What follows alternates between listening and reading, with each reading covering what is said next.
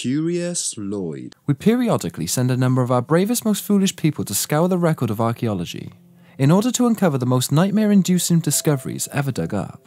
Sometimes the discoveries can be truly fascinating and change the curves of history, but other artifacts and discoveries found can release well and truly creepy stories behind them. Crocodile mummies. You could say mummies are a terrible horror movie villain. If you remove all the CGI magic, they are basically slow, lumbering hug machines that can be defeated by a house cat with a particular fondness of toilet paper. Displaying the sort of foresight that made them empire builders, the ancient Egyptians considered this and decided to throw later generations a terrifying curveball. So let's take a look at mummified crocodiles, for example. Crocodile mummification had a particular terrifying reason behind it. The procedure was performed to worship the crocodile-headed god, Sobek. Some of the mummified crocs had previously been worshipped in life as an embodiment of the god. Others were raised as sacrifices. When the British Museum investigated one 13-foot, 2,000-year-old crocodile mummy, they found that it had 20 baby crocodiles sewn onto its back. Like a patchwork jacket made in Hell's own fashion boutique, each as painstakingly mummified as Sobek itself. When a Dutch museum decided to get a closer look at their 2,500-year-old 10-foot-long crocodile mummy, they discovered that in fact it was just not one animal, but the tightly compacted skeletons of two obsolete crocodiles, which in turn were wrapped in a blanket of nearly 50 baby crocs. The Serbian Skull Tower. The Serbian city of Nis welcomes all of its guests with a lovingly built tower of skulls. The Skull Tower, aka Sila Kula, dates back to 1809, when Serbia was still under Ottoman control. The first Serbian uprising wasn't going too well, and the rebels were waging a losing battle against 36,000 Turks. But the rebel leader, Stephen Sindelic, wasn't about to let his men be immortalised on the wrong side of history. During one desperate last stand at Siga Hill, he fired a round into a keg of gunpowder inside a fully stocked armoury, which led to triggering a massive explosion which killed him and his men along with all the Turkish soldiers storming their trenches. Determined on the posthumous revenge, the Turks collected the slain rebels' bodies and depicted them. 952 rebel heads were skinned, and the skins were filled with straw and sent to Constantinople as trophies. The skulls were used to decorate a 15-foot-high stone tower, which the Turks built right at the entrance of the town. The skull tower was intended as a reminder to never mess with the Ottomans, but this showed a fundamental lack of understanding of human nature. Now armed with a blaze of glory story and a skull tower, the Serbs doubled down. In 1815, they rebelled again, ultimately winning independence in 1830.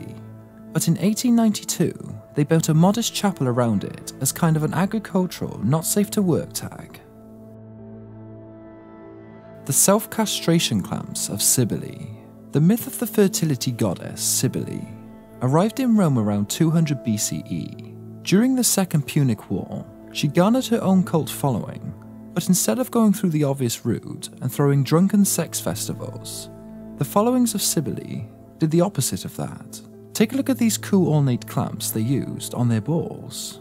To show their devotion, Sybil's followers chose to symbolise the self-castration of Sybil's lover, Atis, by actually castrating themselves. Apparently, they did not understand the concept of symbols too well back then, in that day anyway. The scrotum goes between the serrated edges of those vicious-looking cramps. You close them tight, and then, when the clamp is firmly locked down, a knife is used to remove the extra parts. The self-mutation continued unabated until Christians started gaining traction around the 4th century CE and began distributing out punishments to curb the practice. The Cave of Child Sacrifices. In 2006, a looter fell 60 feet into a pitch-black cave in the Belizean jungle. His rescuers discovered a large cache of skeletal remains in a previously unknown cavern. Researchers found 9,566 bone fragments overall, most of them mired in a mixture of affectionately dubbed bone soup. The bones were in such a deteriorated state that a total body count can probably never be figured out. As of 2016, there are at least 114 verified bodies, and because Jungle Murder Cave full of bone soup isn't terrifying enough, tooth enamel analysis revealed something even worse. All of the dead were children.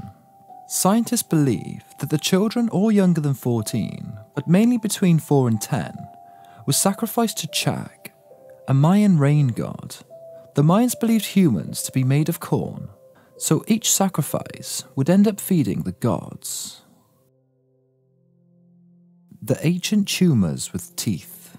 Here's a calcified tumor that has grown teeth. This affront to all that is scared was found during the excavation of a Gothic church graveyard in Lisbon. Scientists' best guess is that this is a teratoma, an ovarian tumour which can start sprouting anything from teeth to hair and bones because its cells have been all messed up and started developing randomly.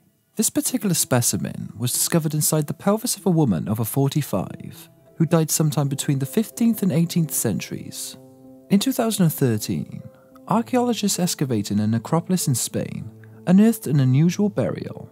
They found a 1,600-year-old remains of a woman, buried with her entire lower half encased in roof tiles.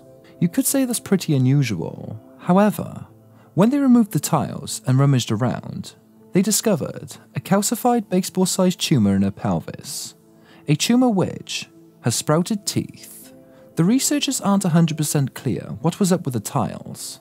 They suspect it may have just been a cheap burial material, but other than that, all has been left a mystery.